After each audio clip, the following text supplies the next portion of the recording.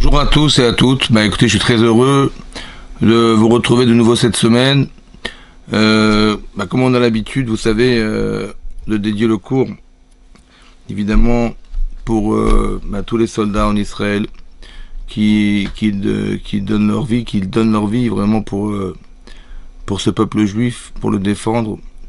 Et on souhaite aussi à tous ceux qui ont été pris en captivité, en otage, d'être très prochainement libérés, Be'ezrat Hashem. Et bien sûr qu'on dédie le cours pour tous les gens qui ont perdu leur vie, que Hashem y venge leur sang et que Be'ezrat Hashem on puisse retrouver la liberté, la Géoula, le Shalom dans le pays d'Israël. On va traiter un sujet qui se trouve aussi dans la parasha de Bereshit, puisque c'est la parasha de cette semaine, et on va essayer de réfléchir ensemble à ce qui est écrit et en rapport avec l'actualité. C'est marqué dans le Sefer Bereshit, c'est marqué Bereshit bara Elokim, le premier verset de la Torah. Bereshit bara Elokim et Hashamayim et Haaretz. Au commencement, Akadosh Baruch Hu a créé le ciel et la terre. Voilà comment on va traduire le verset. Rachid expliquait au nom du Midrash. Amar Avitzrak, je vous lis Rachid. Amar Avitzrak, Adir Avitzrak. Lo yatzari latri la Torah ela me'achodesh azelachem chez Mizvah Rishona chez Nistavuba Israël. La Torah n'aurait jamais dû commencer par la création du monde. Elle aurait dû commencer par la première mitzvah qui a été ordonnée au peuple juif 15 jours avant la sortie d'Égypte, dans la paracha de Bo, il était marqué Achodesh azelachem. Akadosh Baruch Hu a demandé aux Bnei Israël de compter le temps afin de savoir que dans 15 jours, ils allaient sortir d'Égypte. Ils allaient aussi apporter ce fameux sacrifice de Pessah. Donc la Torah aurait dû commencer par la première mitzvah ordonnée par Hachem, le jour où il a demandé à Moshe Rabbeinu d'informer les Bnei Israël qu'on allait apporter ce fameux korban Pessah. Quel est le sens de la question? La question, en fait, la Torah, c'est pas un livre d'histoire. La Torah n'aurait jamais dû commencer par la création du monde, parce que la Torah ne nous raconte pas comment Hachem a fait le monde, nous raconter qui était Abraham, qui était Sarah, qui était Yitzhak et Rivka. Non. L'intérêt de la Torah, c'est un livre d'enseignement. La Torah est un livre d'enseignement de loi. Et donc, si c'est un livre de loi, on aurait dû commencer par la première mitzvah, qui est la première loi ordonnée par Hachem. Donc, la question est claire. Pourquoi la Torah a commencé ici, par la création du monde? Elle aurait dû commencer, évidemment, par la première mitzvah ordonnée par Hachem, au moment où on était sorti d'Égypte, avant même d'avoir reçu la Torah sur le mont Sinaï. Mishum koach maasa vegidlamo. Umatam patach beberishit. Donc, pour quelle raison il a commencé par Bereshit? Voilà, la création du monde. Il dit pourquoi? Parce que Mishum koach maasa vegidlamo. Il a montré la force de son œuvre. La création du monde. La tête lahem la chalat goïm est donnée à son peuple l'héritage des nations. L'héritage des nations. Sheim yomru mataola, parce que si un jour les nations du monde diront à Israël, l'istimatem, vous êtes des voleurs, vous êtes des brigands. Pourquoi on est des voleurs et des brigands? Atem kavashtem artsot shiva egoim, parce que vous êtes sortis d'Égypte, vous avez traversé le désert, et au bout de 40 ans, Yehoshua Binoun, il est rentré en Eretz Israël, et il a conquis les terres des 7 rois qui s'y trouvaient. Vous êtes des voleurs, vous êtes des conquérants des voleurs. Omrim lahem, et donc on leur répond, quand la Haaretz chez la terre appartient à Dieu. C'est marqué Bereshit bara Elokim et Hashamayim et Haaretz. Dieu a créé le ciel et la terre, donc la terre appartient à Dieu. Sheim appartient à Dieu, donc et ou bara venatna le'asher yesha be'enav. C'est lui qui l'a créé et qui l'a donné à qui lui semblait yachar, ça veut dire juste de le donner à ses yeux. Donc birtsono natna lahem, par sa volonté il leur a donné aux nations. Ou birtsono, et par la même volonté qu'il leur a donné, natla mehem venatna lanu. Il leur a pris cette terre et il nous l'a donnée. Voilà ce qui est marqué. Vous savez pourquoi la Torah a commencé par Bereshit? Normalement, elle aurait dû commencer par la première mitzvah qui a été ordonnée au peuple juif.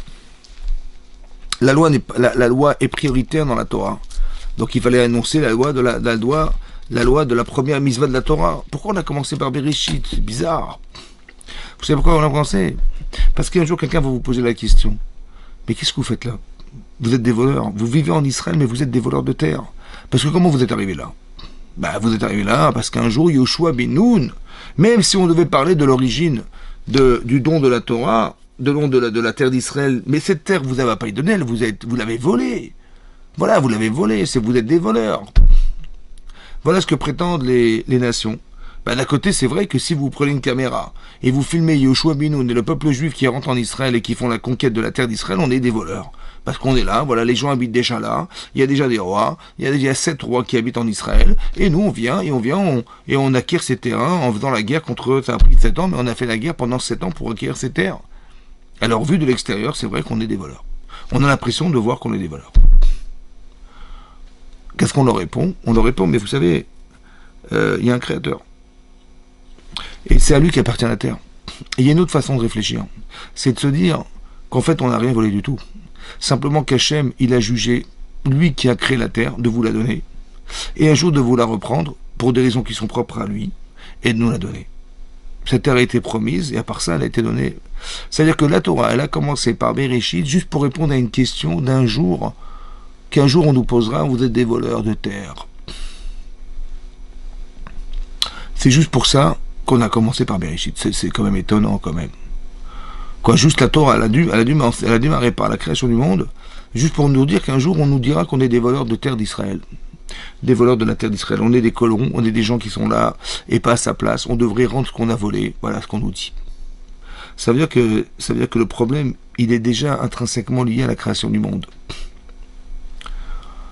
Pour une question, on a dû commencer par la création du monde. Parce qu'un jour, on va nous poser cette question. Ça veut dire que cette question est fondamentale. Si la Torah a commencé par la création du monde pour nous expliquer que la terre appartient à Kadosh Baruch Hu et qu'il l'a un jour donné aux nations et qu'il l'a reprise et qu'il nous l'a donnée, et que c'est pas un vol, ça veut dire qu'il y a une vision religieuse dans la situation, alors qu'on pourrait l'avoir autrement. Et largement autrement. Comment c'est possible que la Torah ait démarré juste pour répondre à une question que les nations nous poseront un jour? Tout ça juste pour ça, quoi. En fait, vous avez compris qu'il y a deux façons de voir. Il y a une façon dont les nations ont de voir, qui est de voir de façade. En fait, on voit de façade. C'est-à-dire, voilà ce que vous avez fait. Vous êtes rentré en Israël, on a filmé votre rentrée en Israël, on a des preuves que vous êtes des voleurs. En fait, de façade. On n'essaie pas de creuser, de savoir en vérité qu'est-ce qui est caché derrière. On n'essaie pas de savoir on n'essaie pas de trouver des circonstances atténuantes. On n'essaie pas de comprendre d'où ça vient ça. Aujourd'hui en Israël, on a vu que les enfants d'Ishmaël, en fait, occupent la terre d'Israël depuis longtemps, bien avant qu'il y ait eu l'indépendance d'Israël. Essayez de comprendre comment ça se fait que ce peuple, le peuple d'Ishmaël, ils ont un mérite dans la terre d'Israël. Alors pour ça, il faut regarder dans la paracha de Lech Lecha. Là-bas c'est marqué la chose suivante, je vous lis le texte et on y réfléchit. C'est marqué Vesara Ishet Avram lo yaldalo. Voilà qu'on nous dit que la femme de Avram, qui était Sarai, elle n'eut pas donné d'enfant. Vela Shifra Mitzrit. Mais elle avait une servante égyptienne, Ushma Agar, qui s'appelait Agar. Maintenant cette femme, en fait, qui est cette femme? Alors on sait que quand Hachem a dit à Abraham, Lech Lecha, alors qu'il avait 75 ans, il lui a dit, va-t'en, pars de Padan Aram, va-t'en du pays que tu habites, là où tu es né, et va vers une terre que je te montrerai, sans lui dire quelle terre, dans quel pays il allait aller. Et Abraham arrive, dirigé par Hachem, en Eretz Canaan, qui est la terre d'Israël. Mais là-bas, il découvre la famine. On ne peut pas vivre dans cet endroit. Alors c'est quand même étonnant qu'Hachem l'ait envoyé quelque part où c'est hostile à la vie, quoi. Mais il va pas se plaindre. Avraham Avinu ne va pas se plaindre. Il va pas dire, mais je comprends pas ce que tu me demandes de faire. Tu me demandes de vivre dans un endroit qui est hostile à la vie, mais j'ai rien à faire ici. Et là, Avraham va pas se plaindre. Par contre, il va partir en direction de l'Égypte. Et là-bas, on nous dit que Avraham Avinu, qui était tellement élevé dans la Torah, tellement pudique, sa femme aussi, qu'il vient de remarquer que sa femme est belle. Elle est jolie, sa femme est jolie, et il dit, voilà, si tu dis que tu es mon épouse, ils vont vouloir te prendre pour te donner au roi, ils vont me tuer pour ça. Je t'en prie, Imrina, je t'en prie, dis-leur, excuse-moi de te demander de mentir pour moi, mais dis-leur que tu es ma sœur. Veitavli ba'avorer. Et grâce à toi, ils me feront du bien. Vechaita nafshi bigalech, et je vivrai grâce à toi. Deux choses. Un, ben, ils vont me faire du bien grâce à toi, j'aurai des présents, des cadeaux. Et deuxièmement, tu vas sauver ma vie en prétextant que tu es ma sœur. Excuse-moi de te demander de mentir. Et là-dessus, c'est marqué que, donc ils sont entrés en Mitzrayim, il avait caché son épouse dans une boîte, dans une malle, ils ont été découverts à la douane, et donc on a vu qu'elle était jolie, on a dit évidemment qu'il faut la proposer à Paro. Mais on a demandé à Abraham, mais c'est ta femme? Il a dit non, non, pas du tout. Elle a dit non, elle a dit c'est ma sœur, c'est ma sœur. Elle est arrivée chez Pharaon, et là, Pharaon a envoyé un ange qui a envoyé des plaies sur Pharaon. Voilà ce qui est marqué. À la suite de ça, quand Pharaon il a vu, mais qui sont cet homme et cette femme, ils sont exceptionnels. Il a commencé à comprendre et découvrir qui était Avram et qui était Sarah. Il a été voir sa fille qui était Agar. Il a dit, écoute, tu es une princesse, mais je pense que ton éducation ne va pas se passer chez moi. Elle va passer chez Avram et Sarah. Je préfère que tu sois une servante, c'est-à-dire une élève de Sarah, que tu sois une Gvirta, une princesse en Égypte. Et c'est ce qui va se passer. Donc Agar va devenir l'élève, en fait, la meilleure élève. Ici, la meilleure élève de Sarah, qui était une princesse, en fait. Et là, bizarrement, Sarah, elle vit une situation compliquée, puisqu'elle n'a pas d'enfant, et elle a eu la bonne idée d'aller demander à Agar, ou d'aller dire à son mari, quelque chose qui n'est pas du tout féminin, a priori, de dire à son mari, écoute, on n'a pas d'enfant, est-ce que tu serais d'accord d'épouser Agar? Et c'est ce qu'elle va dire. Elle va dire Sarah et Avram, Inena atzarani Hashemiled, voilà qu'Hachem a stoppé ma capacité à pouvoir enfanter. Bona el shifrativa, je t'en prie, avec ma servante, avec ma meilleure élève. Veoula ibane mimena, et peut-être que je construirai par elle. C'est-à-dire que je construirai une famille par elle. Vaishma Avram l'école Sarai, et Avram a écouté la voix de sa femme. Et Bané Mimena, ça peut vouloir dire deux choses. Un, ça peut vouloir dire qu'elle espérait construire une famille. Ça veut dire qu'il y a une forme de triangulaire entre Avram, Sarah et Agar. Et à trois, ils auront une famille. Et Bané, je construirai par elle. Ou on peut dire autre chose. Le Sforno explique qu'en fait, elle a provoqué chez elle cette forme de jalousie qui expliquerait pourquoi elle a fait une chose qui n'est pas féminin. De proposer à son mari d'épouser cette femme. Pourquoi faire? En fait, pour développer chez elle le désir d'enfant avec son mari, en sachant que il avait une autre femme qu'elle. C'est ça que dit le Sforno. C'est un provocateur d'ovulation chez elle, qui va lui donner la capacité de pouvoir avoir des enfants. Et c'est ce qu'elle dit, Ebané Mimena, je construirai grâce à elle. Pas par elle, mais grâce à elle. Et Hachem et Avram acceptent d'épouser Agar dans la situation qui est proposée par Sarai. Et donc c'est marqué, Vatikar Sarai Eshet Avram.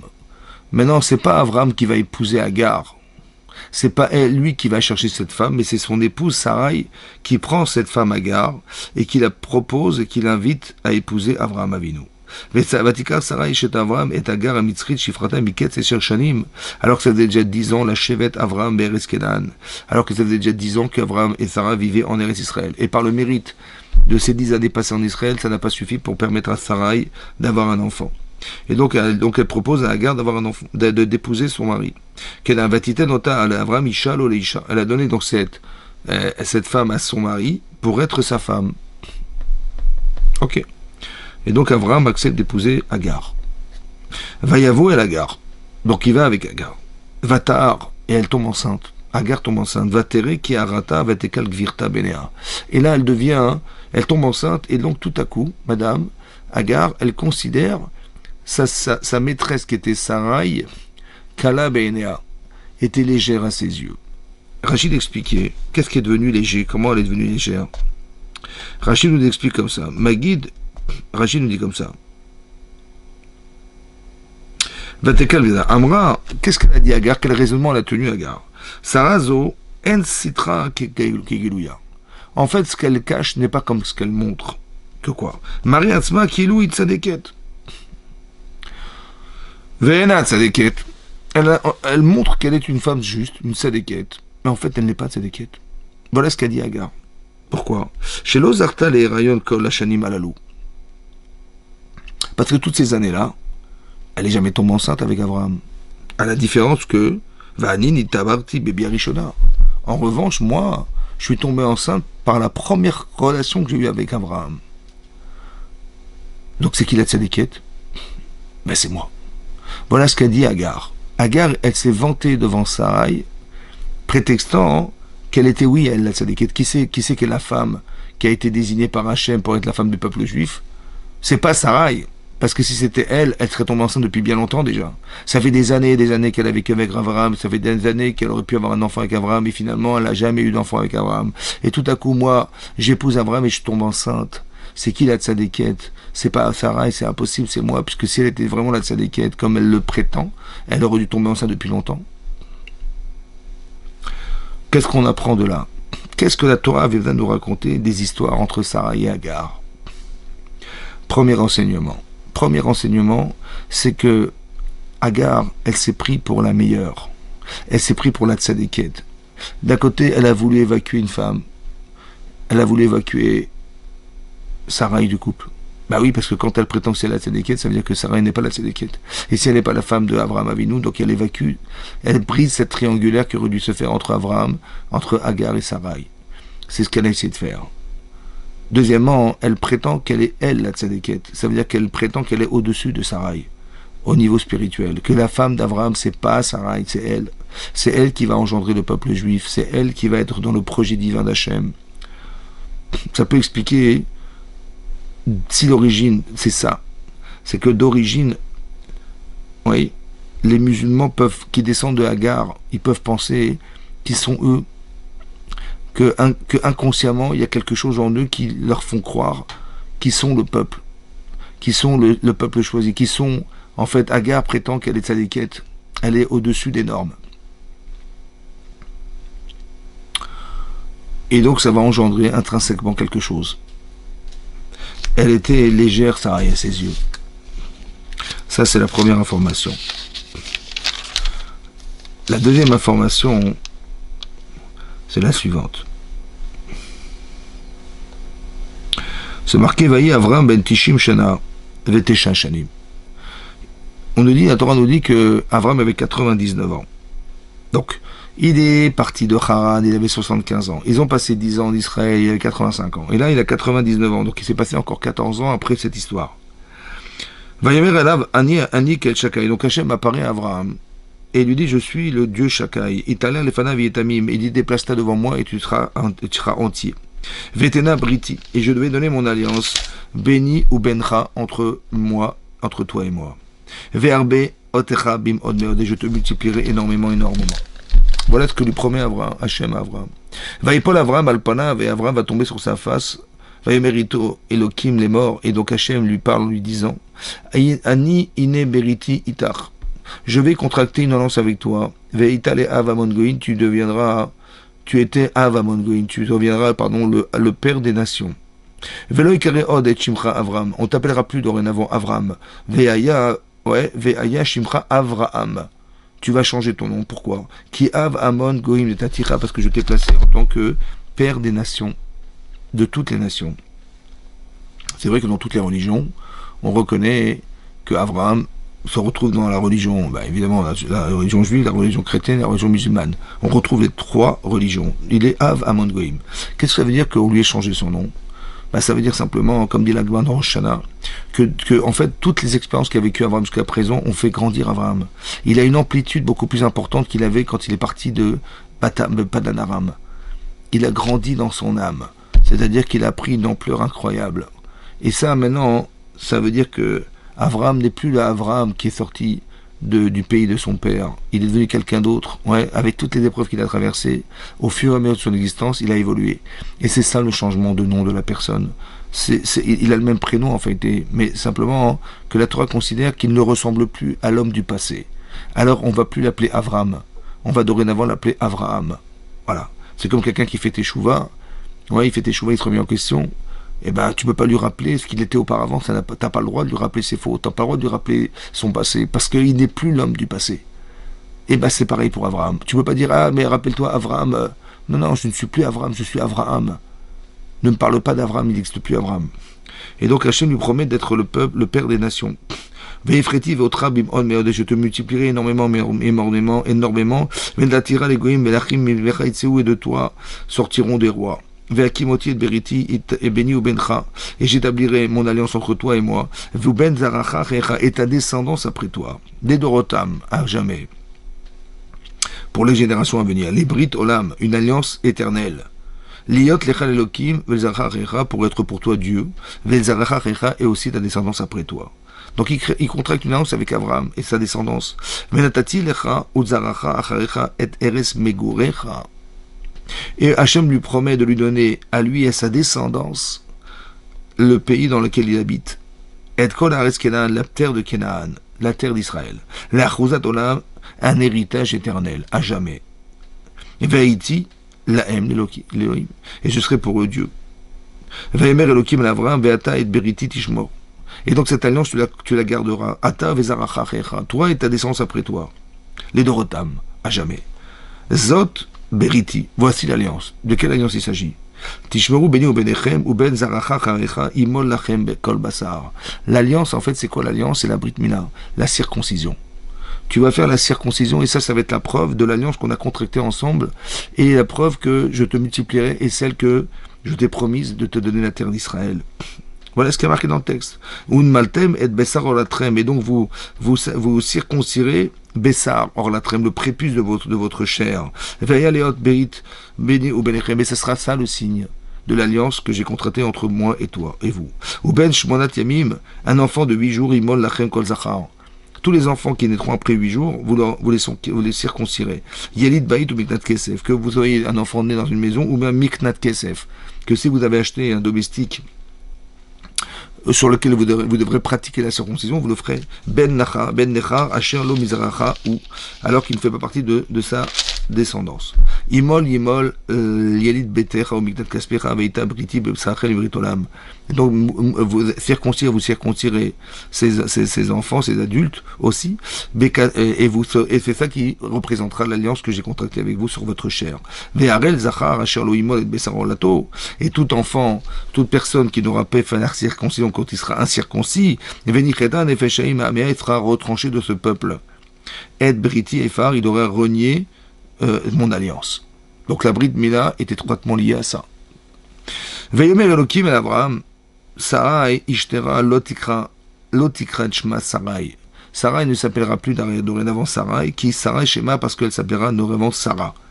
Ou Birchati Ota, pareil, vous avez vu que Sarai ne correspond plus à la femme du passé, elle est une nouvelle femme, et cette femme-là, elle va hériter d'avoir cet enfant-là. Ou Birchati Ota, je la bénirai, Vedati Menalecha Ben, et je lui donnerai un enfant, ou Birchati Aveitalegoy Malachema Emim Menayou, et donc elle deviendra une nation, et des rois descendront d'elle. Veipol Avram Alpanav. Et là, nous t'aurait dit à Torah qu'Avram il est tombé sur sa face. Vitzrak, il a souri. Vaïmer Bilibo, il a dit dans son cœur, il a pensé, Aleben me Hashana Yivaled, est-ce qu'à l'âge de 100 ans je vais engendrer un enfant? Ve'et Sarah, ve'im Sarah abat tishim shana teled, et est-ce que Sarah, à 90 ans, elle va engendrer un enfant? Donc c'est ridicule de penser, c'était impensable de penser que lui, à son âge, il aurait des enfants et que sa femme également. Vayomer Avraham, El Elohim. Et sur ce va dire Hachem, va dire Avraham à Dieu, Lou Ishmael yichye lefanecha. Allévaille que Ishmael puisse vivre devant toi. C'est-à-dire que j'y crois pas, une descendance impensable, comment moi à 100 ans et comment ma femme à 90 ans on aura des enfants, c'est impensable, il a rigolé, c'était ridicule. Allévaille que vive Ishmael devant toi. Le problème, c'est qu'il a mis en avant Ishmael, qui était en fait l'aîné d'Abraham Avinu. Vaïmer Elokim, aval Sarah Ishtecha yoledet lecha ben. Mais non, sache que Sarah, elle va oui enfanter un garçon. Vekarata et Shemu Yitzhak, et je te promets que tu l'appelleras même Yitzhak. Vekimoti et Beriti, et j'établirai mon alliance avec lui. Donc l'alliance, elle s'est contractée non pas avec Ishmael, dit la Torah. Alors qu'Abraham, il aurait tellement aimé que ce soit Ishmael, son aîné. Hachem a dit non, ce sera avec Yitzhak. l'enfant que tu vas nommer toi-même, qui naîtra de ça. Vakimoti Beritito, les Brit Olam, les Arwach Harav. L'alliance que j'ai contractée par la Brit Mila n'est pas faite pour Ishmaël, elle a été faite pour Yitzhak. Ou l'Ishmaël, mais par contre, Ishmaël, je t'entends. Et Berarti auto, je l'ai aussi béni. Veifreti auto, je l'ai multiplié. Veibriti auto, mais je le multiplierai énormément. Veshne Massar Nessim, Yolid Nativ Legogoda. Donc, il deviendra une grande nation. Il y aura 11 Nessim, 11 chefs qui vont naître de lui. Beriti Hakim et Yitzhak Asher Teled. Mais par contre, j'établirai mon alliance avec Yitzhak Asher Teled Lecha, Sarah, le Moed Azé, Bashana Acheret. Dans cette même période, l'année prochaine. Vayichal edaber ito, vayal Elokim al Abraham.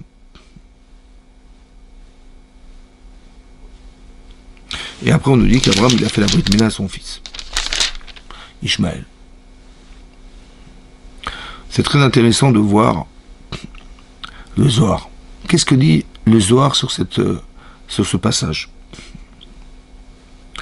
Vous savez que chaque nation a un ange qui le représente.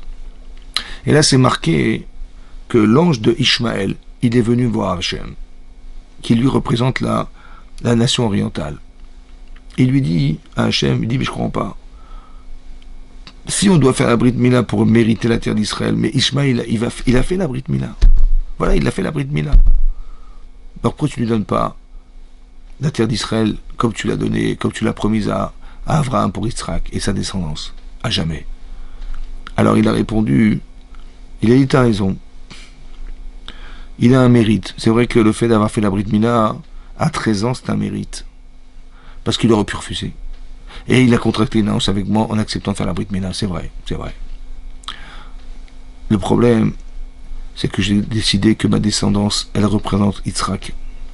Celle qui va hériter la terre d'Israël. Alors, il aura un mérite. Celui de rester en Israël. Jusqu'à ce que les Israël arrivent. Et en fait, il aura le droit d'y rester jusqu'à ce que son mérite y perdure jusqu'à un certain temps.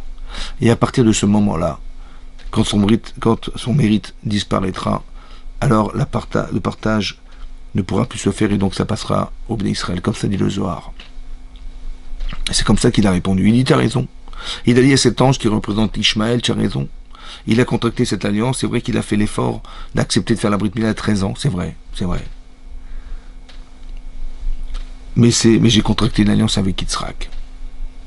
Et c'est avec lui que je veux que ça soit. Alors, il aura le mérite de rester en Israël, comme ça dit le Zohar, par le mérite de la Mila qu'il a faite, la Brit Mila, la circoncision, ce mérite-là, il l'a. Je ne peux pas lui enlever. Mais il va un jour s'éteindre ce mérite. Et là, c'est là que les Israël, ils pourront y rester éternellement en Israël. Maintenant, qu'est-ce qui est marqué là? C'est très intéressant parce que ici, c'est marqué dans la paracha de Lech Lecha, ce qui se passe actuellement. En fait, vous avez remarqué que les Arabes en particulier, ils revendiquent la terre d'Israël. Un jour, on a voté à l'ONU, on a voté qu'on devait partager la terre d'Israël en deux. Les Juifs méritaient de vivre en Israël, et les Arabes également. Donc en fait, au départ, il y avait deux États. Il y avait deux États au départ. Et dès que Ben Gurion il a décrété que l'État d'Israël devait être décidé un jour, et qu'il a décidé cette date-là, tout à coup, les pays arabes environnants, ils ont décidé de faire la guerre. Ils avaient presque 50% de la terre d'Israël, et ils ont décidé de prendre 100% de la terre d'Israël, et donc d'évacuer et d'exterminer les Juifs qui étaient là, sortis de camps de concentration 3 ans auparavant. Et donc c'est ce qui va se passer, ils vont faire la guerre.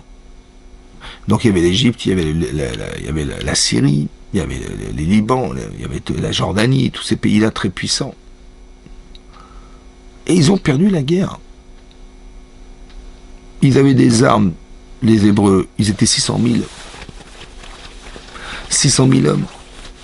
C'est ça, 600 000 hommes, c'est rien, quoi. Et ils ont gagné la guerre par miracle. Et en gagnant la guerre, eh ben, ils se sont un peu agrandis. Ils ont refoulé, en fait, leur ennemi. Et puis, il y a eu d'autres guerres, et d'autres guerres, et d'autres guerres. En fait, on a tout le temps essayé de nous exterminer. Et malgré tout, Hachem, à chaque fois, il nous sauve. Et à chaque fois, on s'étale sur la terre d'Israël. Tellement on s'est étalé qu'on a même pris le Sinaï. Et on a pris le nord d'Israël, qu'on a dû rendre aux Syriens. Mais ça veut dire qu'on est en permanence sauvé par Hachem, en permanence, quoi. Et donc, qu'est-ce qu'on remarque? Que eux, ils revendiquent quelque chose, en fait, qu'ils pensent leur revenir. Mais d'où vient cette revendication? En fait, elle vient du fait qu'un jour, Agar, elle a pensé qu'elle était plus tzadékette que Sarah. On pense que, qui est l'aîné d'Avraham Avinu? Mais l'Avraham Avinu, son aîné. Mais c'est qui? Ben, Ishmael, il dit, mais c'est moi. D'où on le voit? Parce que dans la paracha de Vayera, c'est marqué la chose suivante. Très intéressant. Dans la paracha de Vayera, c'est marqué Ve'Hashem pakad et Sarah. Donc Hachem s'est souvenu de Sarah, Kacher Amar, comme il avait dit, Vayas Hachem les Sarah, Kacher Liber. Il va faire à Sarah comme il avait dit, comme je vous ai lu. Vatar va telet Sarah le Avram ben Liskunav.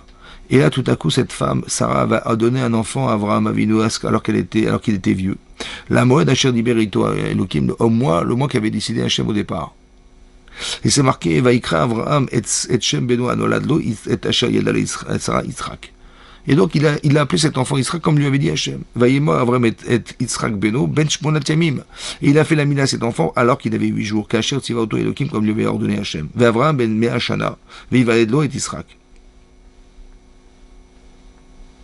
Va Tomer Sarah et Srok Asal Elohim. Kol Hachem et Yitzhak. Donc Hachem, il m'a fait une blague. Tout celui qui l'entendra, il va rigoler.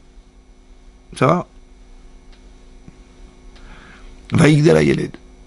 Mais après, on nous dit que l'enfant a grandi, Yitzhak a grandi, va Yigamal. Et donc, il a été sauvé par sa mère, Sarah. Vayas Avraham Mishte Gadol Biyahu Yigamal et Yitzhak. Et donc, Avraham, il a fait un grand festin. Un grand festin, c'est-à-dire qu'il a invité les grands de ce monde, qui étaient Avimelech, le roi d'Égypte, le roi de Syrie, tous ces rois-là qui étaient autour de lui. Il les a invités pour leur dire que, vous voyez, l'enfant qui court là-bas, le petit enfant de 2 ans, c'est mon fils. J'ai 102 ans, ma femme 92 ans. Ça veut dire que Dieu existe. Ça veut dire que tu demandes tout ce que tu peux avoir, tu l'auras. Dieu existe. Et c'est marqué que tout à coup, va terrer Sarah et Ben Agar à Mitzrit Asher Yadla l'Avram Metzachek.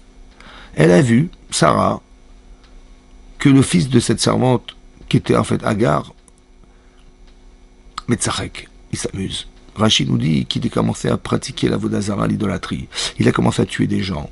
Il a commencé à pratiquer l'adultère. Et donc elle a eu peur. Elle a eu peur de l'influence que pouvait avoir Ishmaël sur Yitzhak. Et donc elle a été voir son mari. Va te mère les Avraham, Garesh Hamazot. Va te séparer de cette servante. Va être Benaït son fils, qui loïrash ben Hamazot im beni Yitzhak. Parce que je ne veux pas que Ishmaël puisse hériter avec mon fils Yitzhak de toi. Vayera Adavar Meod.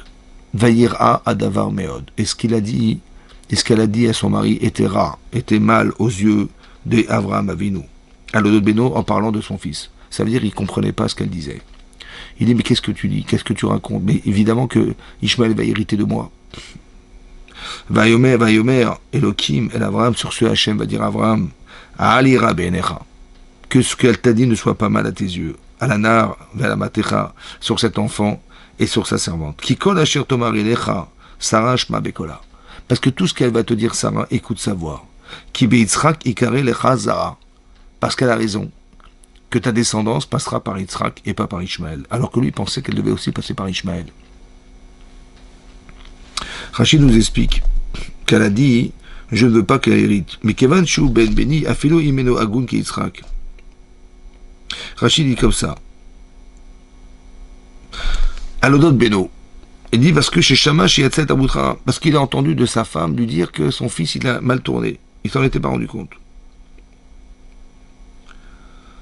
Et Rachid nous dit que si Hachem a dit à Abraham, écoute la voix de ta femme, c'est que en fait la prophétie, le niveau de prophétie qu'avait Sarah était beaucoup plus élevé que celui de son mari. Ça veut dire quand il est marqué qu'elle a vu, en fait elle a rien vu, elle a su, elle a ressenti, elle a su par Hachem, par intuition féminine, que en fait ça n'allait pas chez Ishmaël. Elle a eu peur pour lui. Et donc il est marqué ici très clairement qu'il s'amuse.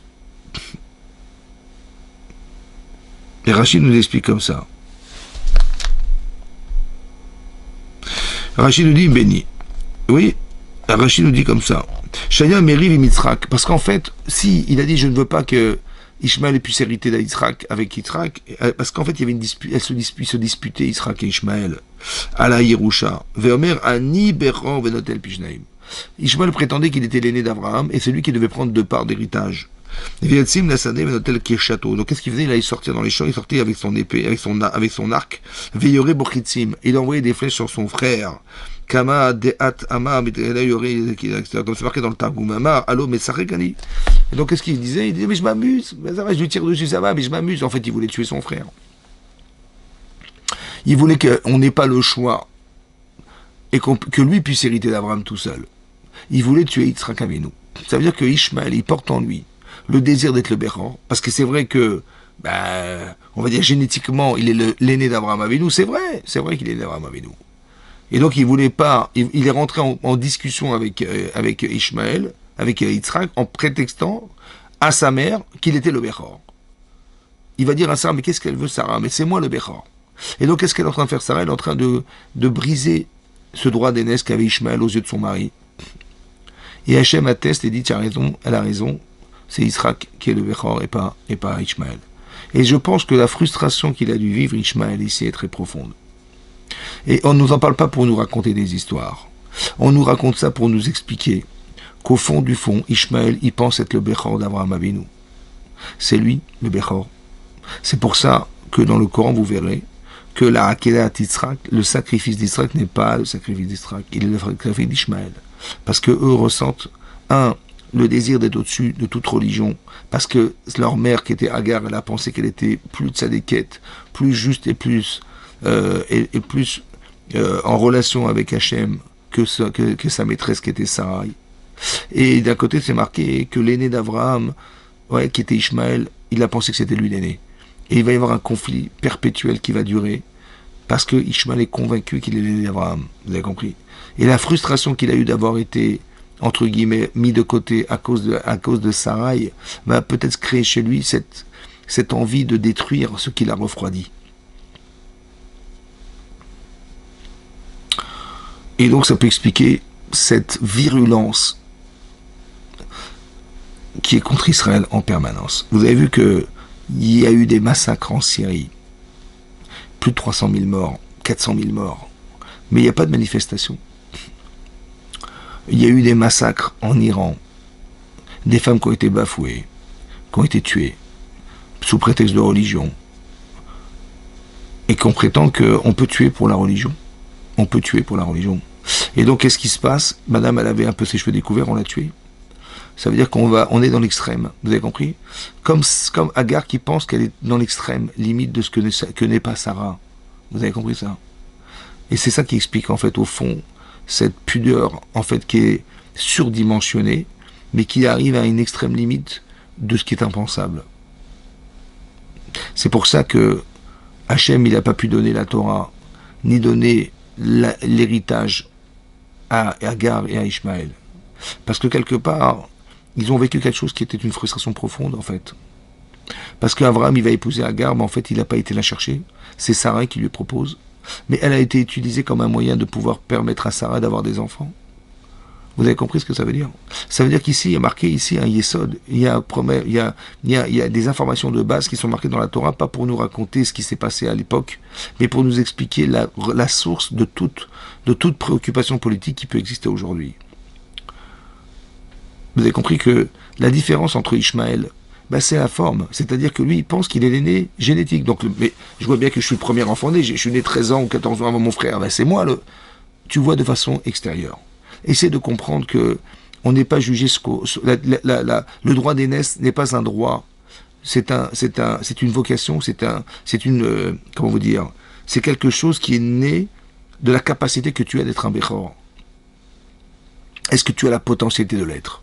On te demande pas est-ce que génétiquement tu l'es, mais est-ce que tu as cette capacité à être un Béchor, un aîné? Et là, Hachem, il a choisi que non, il a décidé que non.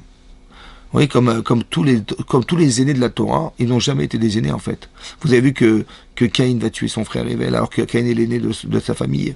Vous allez voir que Ishmaël va perdre son droit d'aînesse au détriment de Yitzhak, parce qu'Hachem a décidé que c'est Yitzhak l'aîné d'Abraham. Vous allez voir que Yaakov, il va récupérer le droit d'aînesse de Esav. Vous allez voir qu'on va disputer le droit d'aînesse de Réhouven qui va basculer sur Yosef. Vous avez compris ce que j'ai en train de vous expliquer? Comme si qu'il était compliqué d'être un Bechor. Il était compliqué d'être un aîné, de savoir gérer cette pression d'être l'aîné de la famille. Voilà. Et là, quelque part, le fait d'avoir été nommé autre que celui-là, la frustration va occasionner dans l'histoire quelque chose qui va amener à ce que on va toujours croire que Israël a volé quelque part, a volé le droit d'aînesse de Ishmaël, que quelque part à cause de ça, qui a Madame décidé et qui a convaincu Hachem. Ouais, mais tout ça c'est vu de l'extérieur. Un peu comme ce qui est marqué dans la paracha au début, dans Rashi. Mais vous rentrez en Israël, mais vous êtes des voleurs. Mais oui, quand je vois de l'extérieur de façade, je vois que vous êtes rentrés. Mais c'est vrai, quand on voit des gens comme ça rentrer en Israël et conquérir des terres, on est des voleurs. On explique que non. C'est vrai que de l'extérieur, on est des voleurs. C'est vrai que en apparence, on est des voleurs. C'est vrai, vous avez raison. Si vous avez filmé ça, vous aurez dit on est des voleurs. Mais il faut essayer de voir, essayer de vous poser la question et de se poser la question, mais qu'est-ce qui nous a justifié le fait d'être là? Alors il faut savoir qu'il y a une histoire. L'histoire, c'est qu'un jour, Hachem a dit à Abraham, tu hériteras la terre d'Israël. Et lui, il pensait que la terre d'Israël reviendrait à Ishmaël. En fait, il a dit non, c'est pas Israël, c'est Yitzhak qu'elle reviendra. Et à partir du moment où il a décidé que c'est Yitzhak, alors Yitzhak va être la lignée de la descendance d'Abraham. Et cette idée va engendrer à Yaakov et Vinou. Et Yaakov, il va engendrer ces 12 tribus. Et ces 12 tribus vont arriver à vivre en Égypte. Et en Égypte, ils vont passer par des années, des centaines d'années en Égypte. Et c'est là que ce peuple va un jour sortir d'Égypte. Et en sortant d'Égypte, cette sortie d'Égypte va engendrer qu'on va recevoir la Torah. Et cette Torah qui a été donnée au peuple juif à ce moment-là va permettre aux d'Israël de résister dans le désert. Et après qu'ils aient resté dans le désert, ils sont rentrés en Israël. Et c'est là qu'ils ont conquis cette terre. Mais c'était en vérité la continuité de ce qu'avait promis Hachem à Abraham depuis le départ. Donc si tu vois historiquement ce qui s'est passé, tu comprends pourquoi finalement ils sont rentrés en Israël. Simplement ceux qui étaient là se sont opposés à cette promesse. Mais la promesse qu'avait faite Hachem depuis le départ, si on voit le fond, alors on comprend la démarche de Yehoshua ben Nun qui est rentré en Israël et qui a fait la guerre pendant 7 ans pour conquérir cette terre, pour réaliser la promesse qu'avait faite Hachem à Abraham. Si tu vois comme ça, c'est différent que si tu vois sans savoir.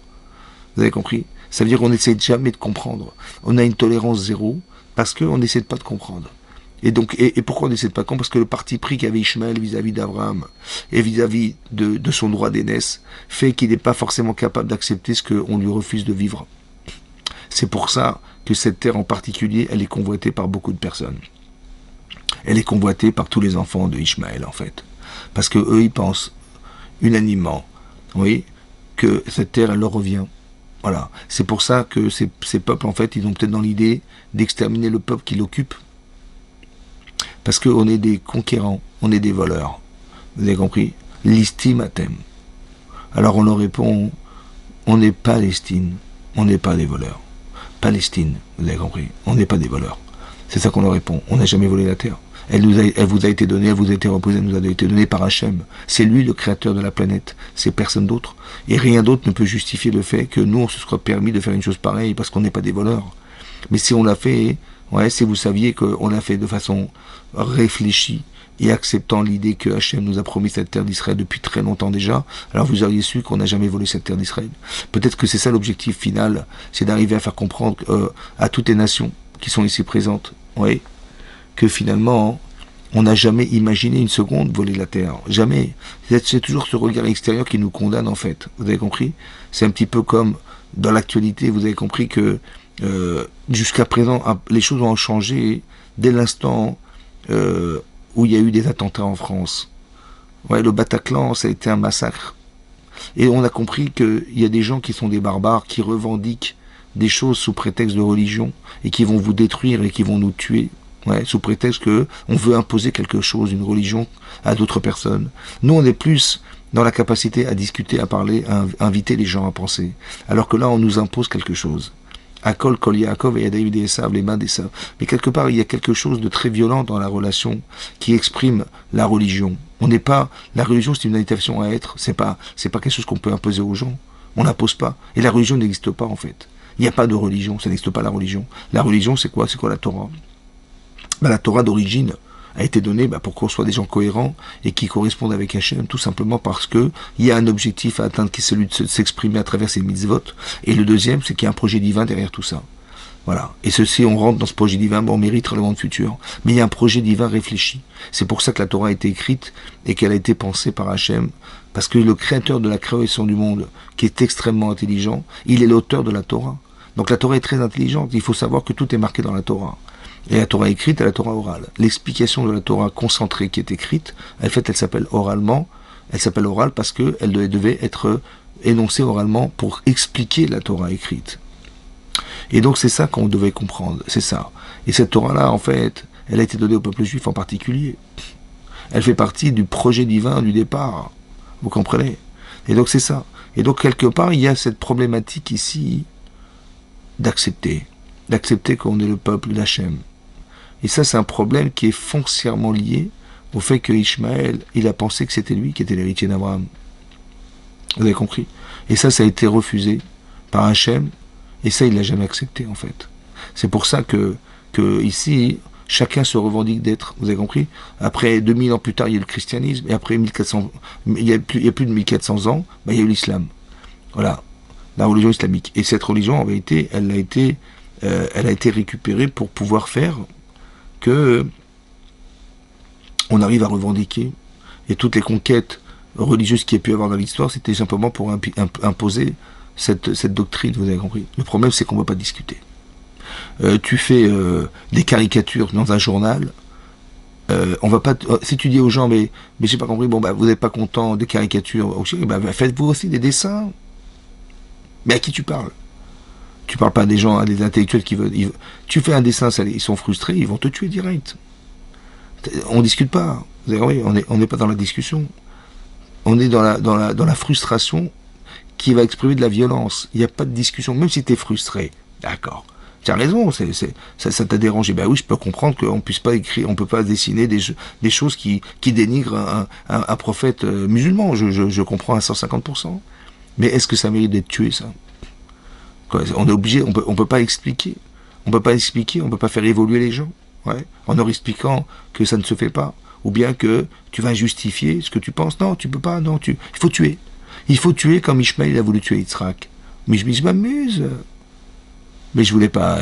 Bien sûr qu'il aurait tué par accident. Mais s'il avait tué par accident, donc Yitzhak n'aurait jamais été le descendant d'Abraham. Et donc on n'aurait pas eu le choix que d'imposer un choix à Hachem qui est celui de prendre Ishmaël.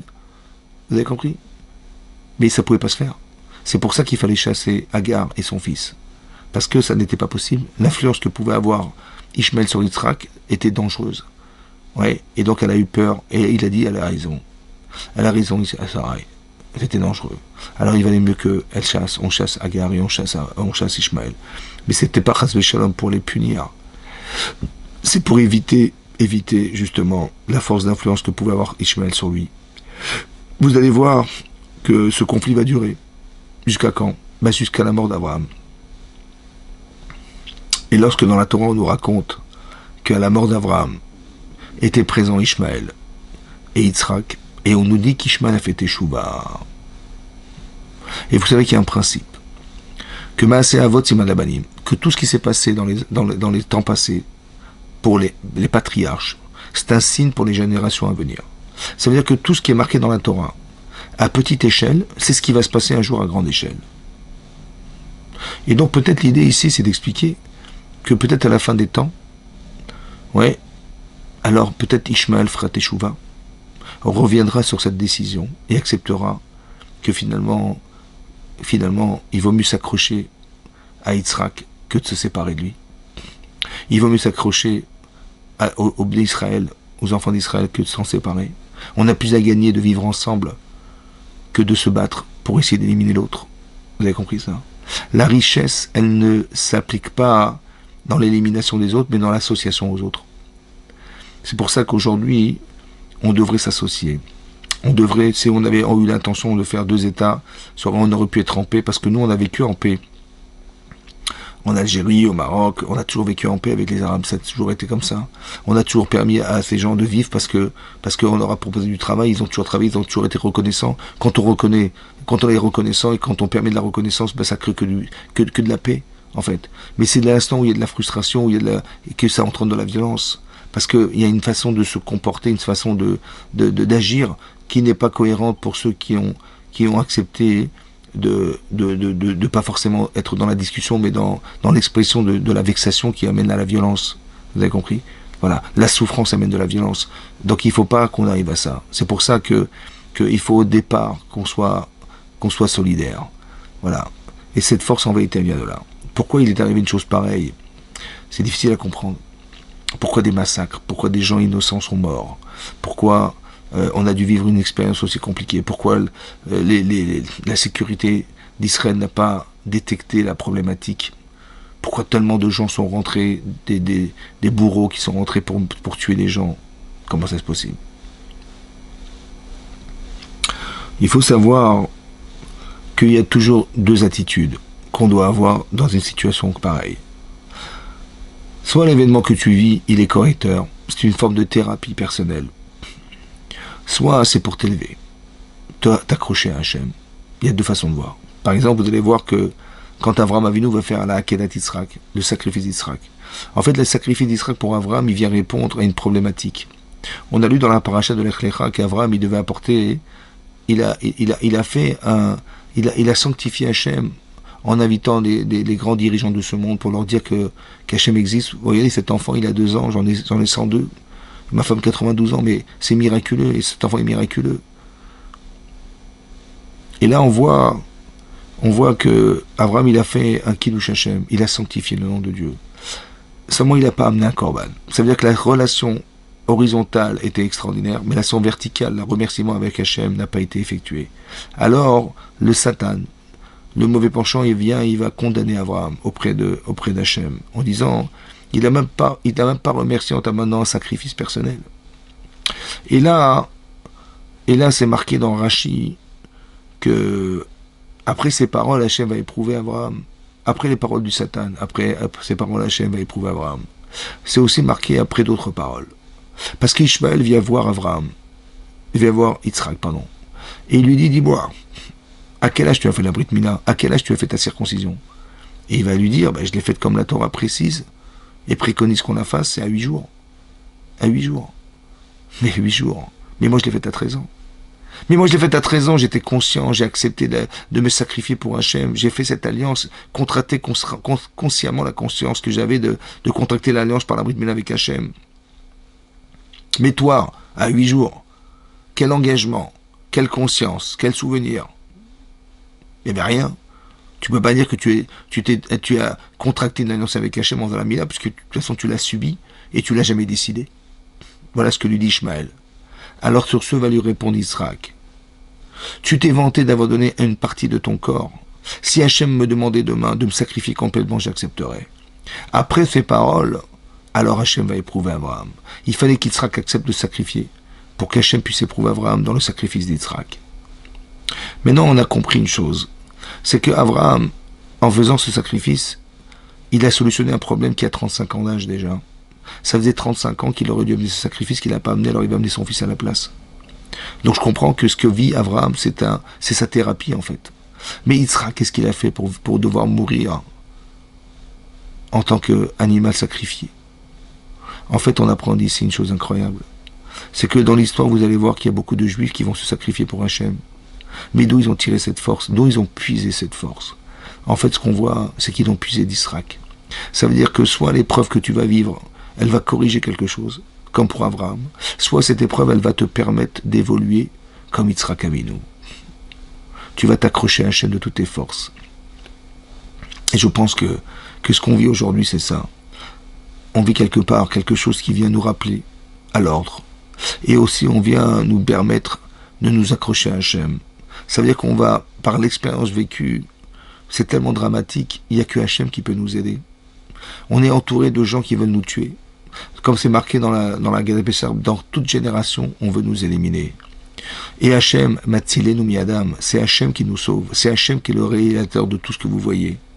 Il n'y a pas d'autre explication que ça. Parce que tout est incohérent.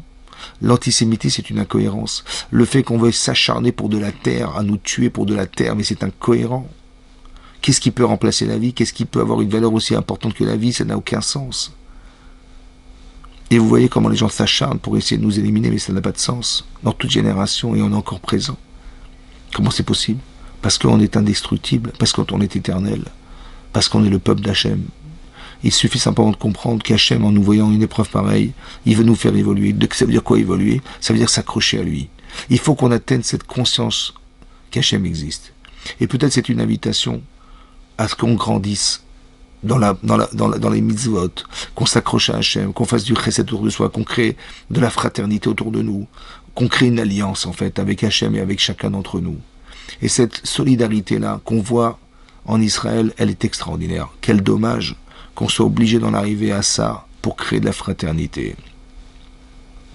Mais c'est ça l'objectif, c'était d'être unis, un petit peu comme on a été unis le jour du don de la Torah. Ouais, Vaïchan Israël Negedar. On a campé devant cette montagne du mont Sinaï. Keish Echad Belev Echad. Dit nous dit Rashi, on était comme un seul homme, avec un seul cœur, en direction d'Hachem. Quand on a aussi vécu un moment difficile à Purim, c'est marqué dans le Midrash que quand Aman il est venu pour décider de détruire le peuple juif et de l'exterminer dans les 127 provinces, il a été voir Achashverosh. Il a dit, j'ai décidé de détruire un peuple qui vaut rien. Et nos chauvet la nicham, il vaut rien ce peuple. Ils ont une religion et des lois qui ne sont pas comme les nôtres. Il dit, de qui tu parles? Il dit, je parle du peuple juif. Il a dit, mais tu plaisantes? Ils ont un Dieu très fort. Et Nebuchadnezzar, il a détruit le temple. Mais tu veux qu'il s'énerve contre nous? Si on le détruit, ce peuple. Et il dit, ne t'inquiète pas. Pourquoi? Parce qu'ils sont Mephozar ou Mephorat Ben Hamim. Ils sont éparpillés, séparés parmi les nations. Et jamais Hachem interviendra quand on n'est pas ensemble. On est éparpillés.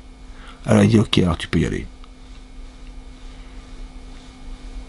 Et sur ce, quand il va déclencher ce processus d'extermination, il va placarder dans les 127 provinces de Hodou vers Adkouch, depuis l'Inde jusqu'à l'Afrique. Et là, Mordechai, il va décréter un jeûne. Et il va aller voir Esther Amalka. Il va la voir, il va lui dire, il faut absolument que tu interviennes. Imacharesh tacharishi, parce que si tu te tais, Revach ve'atzala, il y a un mot de la Yodi, ne t'inquiète pas, il y a des solutions ailleurs. Le sauvetage, il va se faire par quelqu'un d'autre, mais c'est dommage. Parce que Atou betavir tovedou, toi et la maison de ton père, vous allez disparaître. Voilà ce qu'il a dit à sa femme. Pourquoi toi et la maison de ton père? Parce qu'en fait, Esther Amalka, elle descendait de Shaoul Amelech. Et Shaoul Amelech a raté l'occasion de détruire Amalek quand il a fait la guerre contre Amalek. Il a laissé le roi d'Amalek se sauver. Il s'appelait Agag. Et parce que cet homme s'est sauvé, il a engendré un homme qui s'appelle Aman, à Agagi, qui descendait de Agag. Et donc il a raté l'occasion de détruire Amalek. Et donc Shmuel Hanavi, il est venu voir Shaoul Amelech, il a dit, dorénavant tu ne seras plus roi d'Israël. Parce que tu n'as pas finalisé cette mission qui était la tienne. Et maintenant, Esther Amalka, qui est une descendante de Shaoul, elle a l'occasion de combler ce que son ancêtre n'avait pas pu faire. Et si tu ne le fais pas en détruisant Aman, alors tu auras raté l'occasion de réparer la faute de ton ancêtre. C'est ça qui est marqué là-bas. Ah, tu betavir tovedou. Et donc c'est ce qui va se passer. Et donc elle va dire, Kanes et Kol Hayodim, rassemble tous les juifs, Vetsumu alay, et jeûnez avec moi ce Yamin 3 jours, Laila Bayom, Ve'ani Venaruta Yetzunken, et moi et mes servantes aussi on jeûnera. Et c'est comme ça que je me présenterai devant Achashverosh. Et là-bas c'est marqué Kanes, rassemble. Ça veut dire que le problème, c'est qu'on n'est pas rassemblés. Et pour qu'Hachem puisse intervenir, il faut qu'on soit ensemble. Il faut de la fraternité, il faut de la convivialité, il faut avoir envie d'aider, il faut avoir envie de donner la Torah aux autres, il faut envie de partager. C'est ça en fait, d'être un peuple uni. Et c'est ça qui manque. L'union, qu'on soit tous ensemble, qu'on ne soit pas fracturés. Parce que tout le travail du Yetzer Hara, c'est de nous fracturer, c'est-à-dire de nous couper le lien qui peut exister avec Hachem en faisant des avérotes. C'est pour faire des fractures entre les couples, c'est de faire des fractures entre les hommes, le lachon hara, la médisance. Tout son travail, en vérité, c'est de nous fracturer, de nous séparer. de nous diviser. Vous avez vu que quand Yaakov Avinu, il a voulu dire à la fin des temps à ses enfants, dans la parashat Vaïchi, il leur a dit, Yasfu, rassemblez-vous, Ikabetsu, regroupez-vous, je vais vous raconter ce qui va se passer à la fin des temps. Vous avez envie que le Mashiach vienne, mais c'est marqué dans la Torah, que Yaakov, il a dit à ses enfants, mais regroupez-vous, rassemblez-vous. Il faut être ensemble pour que le Mashiach puisse venir. Hachem, il n'est pas le Dieu d'individus, il est le Dieu du peuple juif. Donc pour qu'il soit le Dieu du peuple juif, il faut qu'on se rassemble. Il faut qu'on existe ensemble. Jusqu'à quand on va faire du Lachon Hara? Jusqu'à quand on va dans la médisance? Jusqu'à quand on va comprendre qu'en fait, tout le travail que fait l'Yetzirah, c'est de nous diviser. On essaie, il y a des divisions qui sont insupportables. Elles soient politiques, elles soient sociales, qu'elles soient religieuses. La division, c'est l'Yetzirah. Venez, on va s'associer. Venez, on va essayer de comprendre la solidarité. Je ne sais pas si vous vous rappelez, moi j'avais été choqué un jour en Israël lorsque il y avait 3 jeunes hommes, 3 adolescents qui avaient été kidnappés. Vous vous en souvenez, j'en suis sûr. Et ils ont été kidnappés et tout le monde priait, on ne peut pas rester indifférent, vous comprenez? Donc ces pauvres familles, et ça a duré 1 semaine, ça a duré 2 semaines. Et finalement, tout le monde a été solidaire, tout le monde, qu'on soit religieux, pas religieux, anti-religieux, tout ce que vous voulez. Et finalement, c'est avéré qu'ils ont été assassinés. Il s'est avéré qu'ils ont été assassinés. Maintenant, j'ai dit quelle leçon on tire de cette histoire? Qu'est-ce qu'on peut apprendre de là? Je me suis dit, mais c'est incroyable, parce que quand ces enfants ont été kidnappés, personne n'est resté indifférent, on ne peut pas rester indifférent. Et tout le monde a prié, tout le monde a espéré, on a tous fait des efforts en commun pour essayer de les retrouver. C'est marrant parce qu'on a vu une ardoute qu'on n'a jamais vue nulle part. Et je me suis dit, mais est-ce que vous connaissez un rabbin, ouais, qui est capable de faire ce que ces 3 enfants ont fait et de rassembler tout le peuple juif comme ça en Israël, dans toutes sortes de différences, qu'elles soient sociales, qu'elles soient religieuses? Je ne reconnais pas. Je ne connais pas un rabbin qui a fait un truc pareil. Un rabbin qui a fait ça, je ne connais pas. Mais eux, ils ont réussi. Ces 3 enfants, ils ont réussi. Ça veut dire qu'ils avaient des âmes particulières. Ils avaient pour objectif, dans cette expérience de vie malheureuse, de nous amener à nous rassembler. Comme si Hachem voulait nous dire, mais jusqu'à quand ça va durer? Quand je suis obligé de faire kidnapper 3 enfants pour que vous soyez solidaires les uns pour les autres.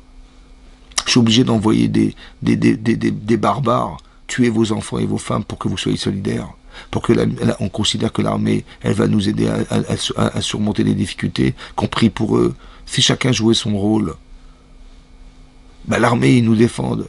Ben la moindre des choses, c'est que les gens qui sont dans les yeshivot, donc qui prient, ben, ils prient pour eux. Ouais, qui s'engagent, chacun s'engage à permettre à ce que ce peuple juif il soit uni. Chacun dans son rôle. On va pas demander à quelqu'un qui a étudié la Torah d'aller à la guerre. Pourquoi? Ben parce que son rôle, c'est pas ça. Et on peut pas, comme de la même manière, on peut pas demander à un soldat d'aller étudier les yeshivot du matin au soir. Mais chacun joue un rôle. On est complémentaires. C'est ça l'amour. C'est ça la avatrinam. Il faut qu'on arrive à s'aimer gratuitement sans penser que l'un doit jouer le rôle de l'autre et que l'autre va évacuer le rôle de l'un. Non. Ça c'est lié de ça. C'est ce qui nous sépare en fait. Maintenant, on ne veut pas se séparer, on veut s'associer. On veut vivre ensemble. On veut que le Mashiach vienne. Eh bien, ça ne peut pas se faire autrement. Pourquoi vous croyez que le Chavetz Chaim, il a écrit ce livre du Lachon Hara, de la médisance? Parce qu'il sait que c'est ça le problème. On a une force par la parole, c'est la prière. Mais pourquoi on l'utilise pour détruire les autres? Pourquoi on l'utilise pour grandir aux yeux des autres? En écrasant les autres par la parole, en détruisant la relation qui existe entre nous. Mais c'est pas ça. C'est cette communication mauvaise et fausse qu'il faut détruire. Et jusque-là, on est fou de croire qu'on va utiliser sa bouche pour ça. Ben, non. Alors venons, attirons des leçons de ce qui nous arrive. Et j'espère que cette vidéo, elle va passer parce qu'il faut qu'on arrive à transmettre ces vraies valeurs-là. L'amour de l'autre, ouais, le respect des mitzvot, le respect d'Hachem. Voilà, on va s'accrocher jusqu'au bout. Ouais, et vous allez voir qu'on va gagner. Et de la même manière qu'un jour, on a vu Paro arriver devant nous et qu'on a eu très peur parce qu'on était sûr qu'il allait nous ramener en Égypte. Et on a crié vers Hachem. On a crié de toutes nos forces. Et miraculeusement, la mer s'ouvre. Mais qui aurait imaginé que la mer allait s'ouvrir? Et la mer va s'ouvrir. Et on est rentré dans ce couloir, et on a eu très peur parce que les Égyptiens nous pourchassaient, et on était certains qu'ils allaient nous rattraper. Et qu'est-ce que fait Akadosh Baruch Hu? Eh ben, il a renversé la mer sur eux, ils se sont noyés. Et là, on a fait la shira, on a chanté. Et là, c'est marqué Vayaminu Bachem. On a cru en Dieu, ou Moshe Avdo, et à son serviteur Moshe Rabbeinu. Mais on était déjà des croyants. Puisque ce qui nous a permis de sortir d'Égypte, c'est ça, c'est cette croyance. Alors pourquoi c'est marqué beaucoup plus tard, après que la mer se soit retournée contre les Égyptiens, qu'on était des croyants? Mais on était déjà des croyants. Non. En vérité, il y a des niveaux de croyance. Il y a des niveaux d'émotion. Quand on est sorti d'Égypte, on avait l'angoisse, parce qu'on est parti comme des esclaves. Donc on était croyants, mais pas suffisamment. Pas suffisamment pour recevoir la Torah. Alors pour qu'on arrive à croire en Dieu, alors Hachem, qu'est-ce qu'il fait? Il envoie Paro. Il envoie Pharaon. Et Pharaon nous pourchasse. Et on a eu très peur. Et Hachem nous sauve. Et bien c'est ce qui va se passer. On va voir des choses extraordinaires, Bédat Hachem. Mais pour ça, il faut être sa mère de savoir que à chaque fois qu'il y a une descente, il y a forcément une montée dans la vie. On n'est jamais descendu pour descendre. On est descendu pour remonter un jour. Et bien c'est ce qui va se passer. Vous allez voir qu'on va gagner la guerre. Vous allez voir que il faut y croire, que ces soldats reviendront vivants, que les otages ils vont être libérés, que tout ça, ça va nous aider à accepter et reconnaître qu'Hachem est le Boré Olam. C'est lui le créateur de ce peuple, qui est le peuple juif et le peuple du monde. Et donc c'est pour ça qu'on doit avoir confiance, on doit être sa mère, en fait, parce qu'on connaît l'avenir. On sait que dans toute l'histoire du peuple juif, il y a eu des descentes pour être des montées. C'est-à-dire qu'on est descendu, on a eu très peur, mais en fait tout ça, ça a été provoqué pour qu'on s'accroche à Dieu, qu'on ait la conscience qu'Hachem existe, et que cette conscience-là, elle est une preuve d'amour. Seulement comme on n'y croit pas, vraiment, alors Hachem il est obligé de nous créer des situations pour recréer cette conscience, en fait, qu'on a oublié de vivre. C'est pour ça qu'il arrive des choses pareilles. Mais il faut être sa mère, la joie de savoir qu'Hachem, il nous aime. Il attend qu'une chose, c'est qu'on lui réponde. Il nous téléphone, en fait, on ne répond pas. Alors il est obligé de créer des situations pareilles pour écouter notre voix. Alors c'est ce qu'on va faire, Bédat Hachem. On va prier, on va étudier, on va faire teshuva, on va s'accrocher à Hachem, parce que derrière le rideau, Hachem existe, il est là. Alors c'est ce qu'on va essayer de faire ensemble. Et ça, on va être solidaires les uns pour les autres. Que si vous avez quelqu'un qui ne sait pas faire Shabbat, eh ben vous allez l'inviter. Que si vous mettez les tefilines, eh ben vous allez le mettre bien. Que lorsqu'on va faire le Birkat Hamazon, on va faire attention de bien le comprendre et le lire. Que quand on va faire des brachot, on va articuler les mitzvot et les brachot. Et tout ça, ça va nous permettre, Bédat Hachem, d'aimer Akadosh Baruch Hu, parce que il y a que ça qui nous reste. Vous avez compris? Et c'est comme ça qu'on fera venir le Mashiach. Il n'y a pas d'autre solution à ça. Et que Bédat Hachem, cette situation, elle va être vécue de façon extraordinaire et spectaculaire, et qu'on verra des miracles, et que tout le monde reconnaîtra, que toutes les nations reconnaîtront que la terre nous revient, et que Bédat Hachem, ce qui est marqué dans le premier verset de Bereshit, qu'on nous a pris pour des voleurs, eh ben, disparaîtra. Et tout le monde comprendra que tout ça, ça avait été pensé par Hachem depuis très très longtemps déjà. Que Ishmael comprendra, et tous les nations comprendront, Bédat Hachem, qu'on n'est pas dans la violence, on n'est pas dans l'imposition, mais dans la compréhension et l'acceptation. Que tout ça, ça a été pensé par Akadosh Baruch Hu.